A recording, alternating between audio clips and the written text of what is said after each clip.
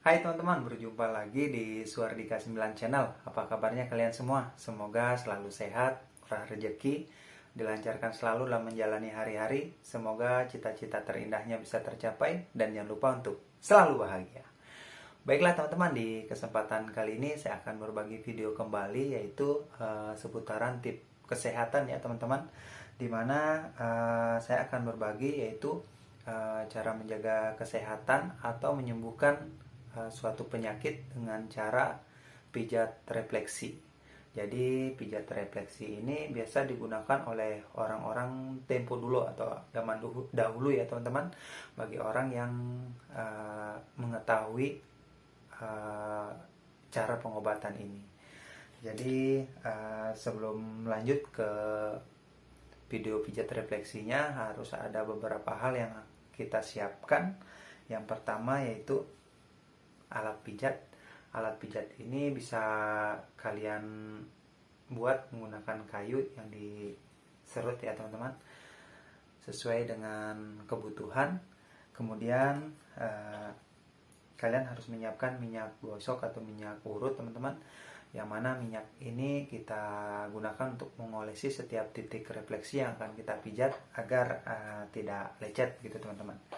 Kemudian kita harus menyiapkan air minum.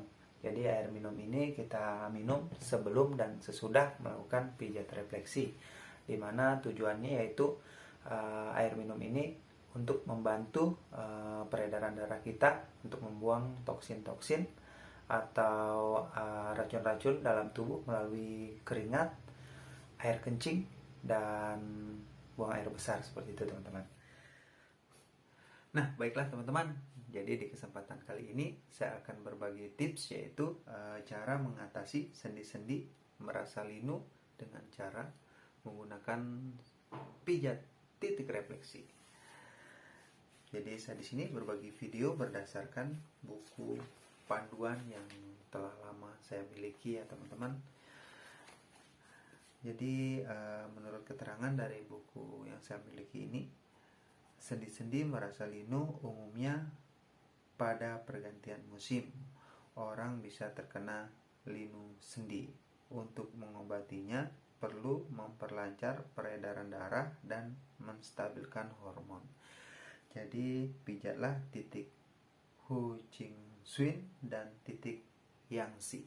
Jadi buku panduan yang saya miliki ini bahasanya menggunakan bahasa Cina kah atau Tiongkok gitu teman-teman. Hanya saja sudah diterjemahkan sebagian besar bahasanya itu menjadi bahasa Indonesia. Hanya ada juga yang belum diterjemahkan ke bahasa Indonesia.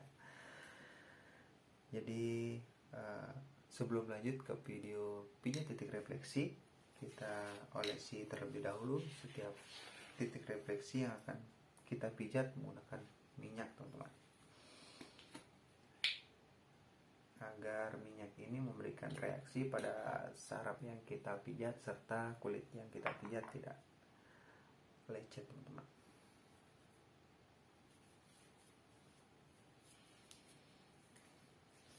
Di sini saya bukan pakarnya dalam pengobatan menggunakan pijat titik refleksi teman-teman. Hanya saja saya berbagi video berdasarkan buku panduan ini untuk mengabadikan materi-materi yang ada di buku ini. Kemungkinan bisa juga bermanfaat untuk teman-teman sekalian. Baiklah teman-teman, jadi titik Hu Ching Swin itu berada di area ini ya teman-teman. Untuk lebih jelasnya nanti saya sertakan foto gambar yang ada pada buku ini melalui video yang saya buat teman-teman.